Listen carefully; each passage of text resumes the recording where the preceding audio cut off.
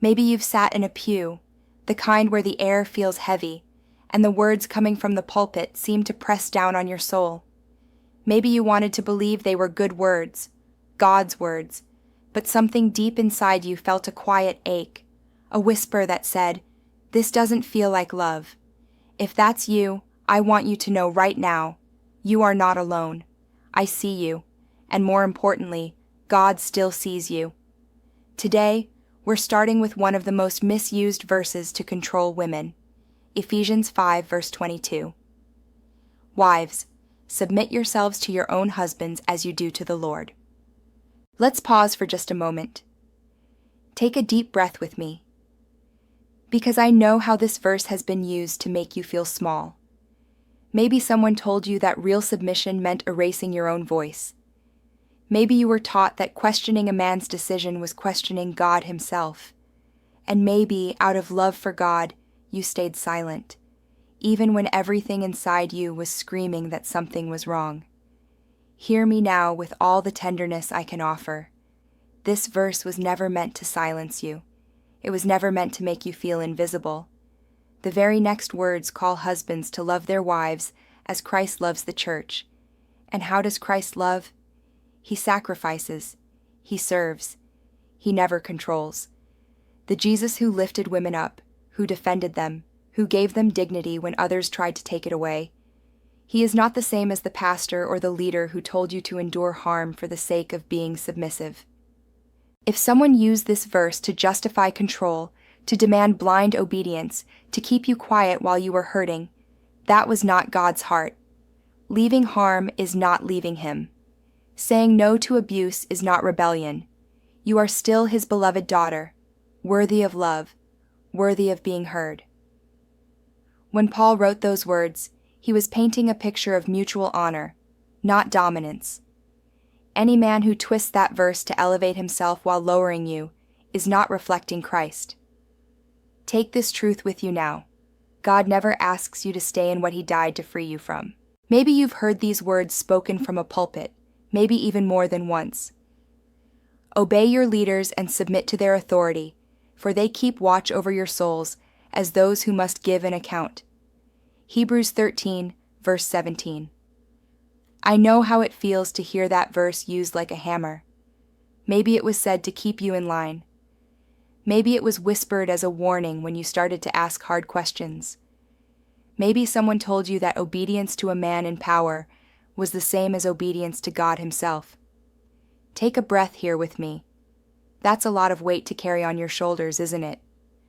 This verse, like the one before it, was never written to shield abusive leaders from accountability. It was meant to encourage healthy trust in leaders who lead like Jesus. And what does His leadership look like? It looks like humility. It looks like servanthood. It looks like laying down power for the good of the flock, not building an empire on their backs. The leaders that Scripture speaks of are shepherds who protect, not predators who exploit. They are servants who answer to God, not kings demanding loyalty for their own sake. If you were ever told that questioning a leader was rebellion, or that leaving a toxic church was disobeying God, hear me clearly now. That is not the heart of Christ. Healthy spiritual authority always makes room for your voice, your questions, your presence. It does not silence you. It does not demand your loyalty above your safety. Jesus Himself warned about false shepherds, leaders who feed on the flock instead of feeding the flock. And if someone used Hebrews 13:17 to keep you afraid, to keep you quiet, to make you stay when your soul was crying out to leave, that was not God's will for you. Good leaders do not fear accountability. They do not need your silence to hold on to their power. Take this truth with you. You are allowed to walk away from what does not look like Jesus. Leaving a harmful leader is not leaving Him. It is stepping closer to His true care for you. Maybe you've heard this one whispered to keep you quiet. I do not permit a woman to teach or to assume authority over a man. She must be silent. I can feel the heaviness of those words, even as I say them aloud. Maybe they were spoken to you in a way that made you doubt your own calling. Maybe they were used to shame you for asking questions, for leading, for teaching what God had placed on your heart. Maybe you even began to believe that your voice was dangerous. Pause with me. Take a slow breath. Let's lay that burden down for just a moment. This verse, like the others we've talked about, was never written to erase women's voices or to bind their gifts in silence. It was written into a very specific time, a very specific culture, to address chaos that had entered a particular church community. Because when you look across the whole story of Scripture, you see something entirely different. You see Deborah, a judge and prophet, who led a nation with courage. You see Priscilla, who taught alongside her husband and instructed men in the way of Christ. You see Mary Magdalene, chosen by Jesus himself to be the first to proclaim the news of his resurrection. Do you see it? God has always called and anointed women. He has always used their voices, their wisdom, their leadership to bring his kingdom closer. The Jesus who welcomed Mary to sit at his feet as a disciple did not silence her. He honored her hunger for truth. He never pushed women to the margins. He drew them in. If someone used 1 Timothy 2:12 to convince you that your voice is a threat, that your presence is unwelcome, or that your gifts are somehow less holy because you are a woman, hear me now with all the love in my heart. They misrepresented the heart of God. You were never meant to disappear. Your voice is not an accident. Your calling is not a mistake. Take this with you. God does not silence his daughters. He sends them, and you are free to rise into the purpose he placed within you. Maybe you've walked away from a church that hurt you, and now you're left with the question, what do I do with my faith? Where do I go from here? It's one thing to leave harm. It's another to know what to do with the pieces it left behind. Maybe you feel like your trust has been shattered. Maybe the Bible itself feels heavy now, like every word might carry a hidden trap. Maybe you wonder if you'll ever feel safe in a faith community again. Take a deep breath. Let's go slow here. God does not rush your healing. He is not impatient with your questions, your doubts, or even your silence. Sometimes the most holy thing you can do after being wounded is simply to rest, to sit in his presence without performance, without fear, and let him remind you who he really is. Rebuilding after spiritual abuse starts with remembering this simple truth. The voice that harmed you was not the voice of Jesus. The same Jesus who welcomed the weary, who healed the broken, who overturned the tables of those who exploited others. That is the Jesus who still walks beside you now. And maybe, for now, the safest place to meet him is quietly, in a soft prayer whispered at home, in the stillness of a psalm that reminds you, the Lord is close to the brokenhearted, in the gentle awareness that you don't have to go back to the same systems that hurt you to find him.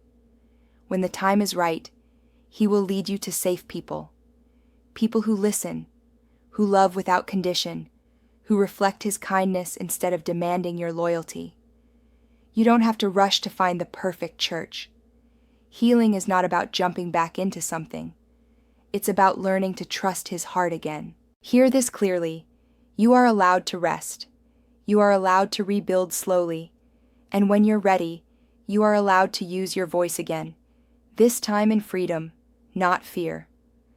God has not abandoned you. He is rebuilding you, gently, piece by piece. You've walked through the pain. You've faced the lies.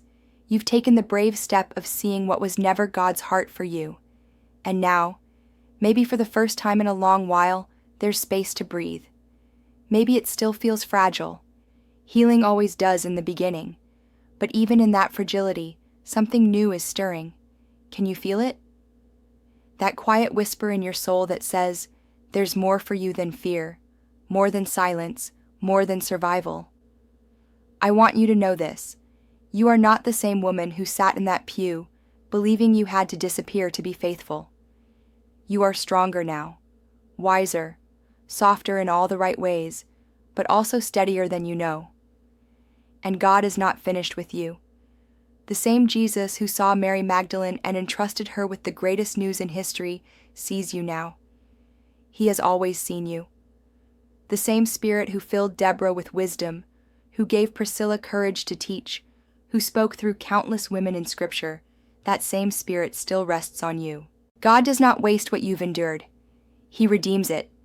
And you, beloved, are proof of that redemption. If this space has been a safe place for you, and you want to help keep it alive for the next woman who needs it, there are simple ways to do that.